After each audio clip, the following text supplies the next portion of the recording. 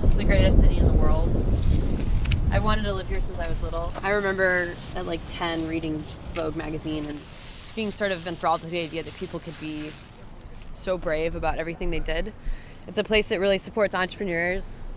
And for whatever faults it has, there's a really fast-paced history building here. So almost anything you do, if you do it well, it becomes sort of, I don't know, like a lighthouse to the world. You know, all you ever want as a farmer is to get a piece of land and start growing the food you love. And for me, as someone who really, really deeply loves New York City, it was a bit of a difficult career choice to think of like, well, do I buy land outside the city and I never get to hang out here? Or do I farm here and I'm always stuck with small garden patches with lead-filled soil? So it was really nice to have this project come up. And I have such an enthusiasm for vegetables, it's hard for me to think of it as a private project. So almost immediately it took over my whole life. The idea of having green roofs everywhere is fantastic, simply to have a green space, I think.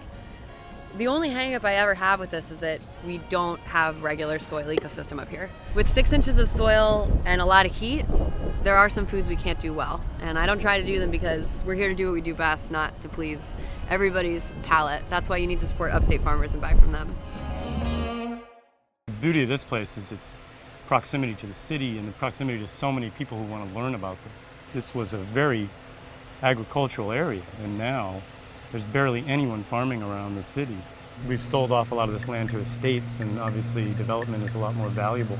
We're a place for them to get back and kind of stepping stone back into this understanding of where their food system is. I like the vegetables that extend into the season a lot farther. It would be kind of mundane for me to say I really like spinach, but I really like spinach in March when I can go out to the field and like literally knock the snow off a tunnel, and that plant is in there all knobby and curled and dense and sweet like maple, and just built up all its sugar all winter long.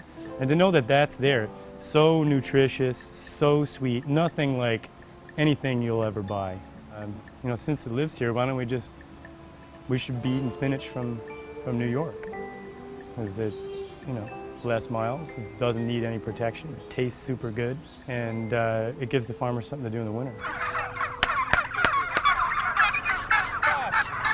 They're just going back into their shed for the night, and in the morning they'll walk them back out to the pasture again.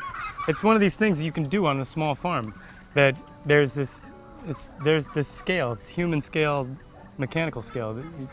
If you're in the human scale of things, sort of humanized, you can do stuff like this. This is the end of the day. This is enjoyable for us to be doing. Every day, everybody smiles when this thing happens. So this idea of organic, conventional, or local, or distant, I just think it comes down to mechanical and human. It's not about feeding the world. It's about engaging our community. And then we'll feed the world. We get some other steps before we get to that. You know? There's big ideas out there in the world that I wouldn't ever want to crush, because people are trying to, you know, there's some real problems in this world, but that's not this. What we're trying to do is engage our people. You gotta eat. Everybody in the world has to eat one time or another. We always say, he who control your bread best to control your destiny. And I would like to be control of my destiny, you know. I watch the world today and see what's happening all across the country. Things are not getting better, things are getting worse. I think what's wrong with us, we greedy people. Americans are greedy people. We've gotten too lazy.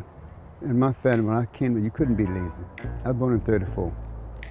In the 40s and the 50s, if you live in the Carolina and you wasn't educated, you couldn't be lazy because there wasn't a job for no one. You went to the cotton field, or you went to the tobacco field, or you went somewhere.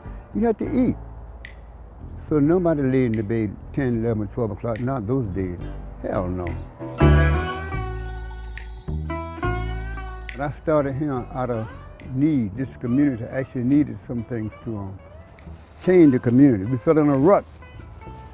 And this garden was one of the few things that we could do together to make a change in the business. But I didn't get into do no farming. I got into it to try to make a difference in the community.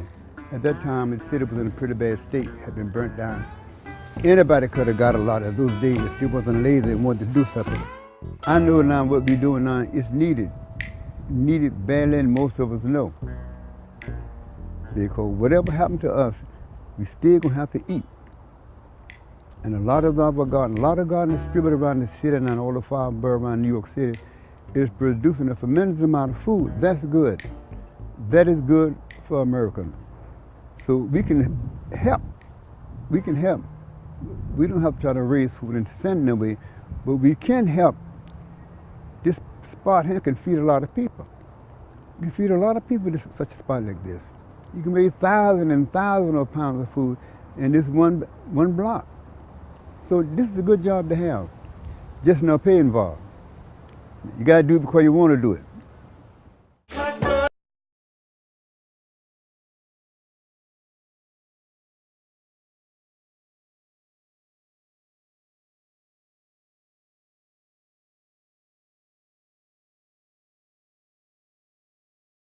I mean, if you ain't got chickens, listen, there ain't no farm.